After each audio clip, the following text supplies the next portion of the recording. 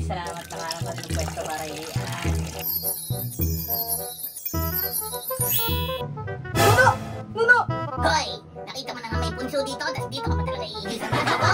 Oh, sorry po, Nuno. Hindi ko na po kasi napansin. Hihingi na po kasi ako eh. Ha? Anong di napansin? Ang laki-laki ng anitong punso ko, silaki ng butas ng ilong mo. Grabe naman po kayo. Nagpapasok na nga yung tao eh. Iihiyan niya yung bahay namin, tapos magpapasori kayo. Kala nyo, ganun-ganun na lang. Napipikon na ako eh. Eh kung ako iihi dito, ha? Ha? Ay, sir, bawal po dyan. Ako'y tanod dito. Eh, naku, sorry ho boss, hindi ko lang po kasi napansin yung nakasulat eh. Pasensya na ho kayo. Wala, sorry. Anong di napansin? Eh, laki-laki na nga nakasulat dyan. Bawal umihi dito. Sumama ka sa akin. Kukulong kita. Naku boss, wag po. Wag, baka mawawa niyo na. May pamilya ako.